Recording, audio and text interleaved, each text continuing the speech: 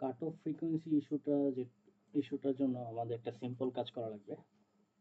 এফডিডি-তে solar generation অবজেক্টের যে built in scripting কোডটা আছে ওখানে একটা লাইন এডিট করা লাগবে। অ্যানালাইসিস গ্রুপে গিয়ে স্ক্রিপ্টে গিয়ে আমরা এই লাইনটা খুঁজে পাবো। এই লাইনটাকে আমরা রিপ্লেস করে দেবো হচ্ছে এই জিনিসটা দিয়ে। এখানে এফসিটা হচ্ছে কাট অফ ফ্রিকোয়েন্সি বোঝা যাচ্ছে, এখান থেকে অটোমেটিক ক্যালকুলেশন হয়ে যাবে। তো এই অংশটা দিয়ে আমরা এটাকে রিপ্লেস করে দেব। সোলার জেনারেশন অবজেক্ট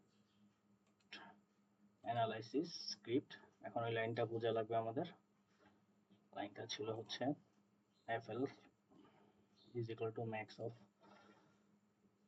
এই যে এখানে লাইনটা পাওয়া গেছে। তো এটাকে আমরা রিপ্লেস করে দেব হচ্ছে এটা দিয়ে, তাহলে আমাদের হচ্ছে কাট অফ ফ্রিকোয়েন্সিটা অ্যাপ্লাই হয়ে যাবে। তারপরে অ্যাপ্লাই দিয়ে কাজ শেষ।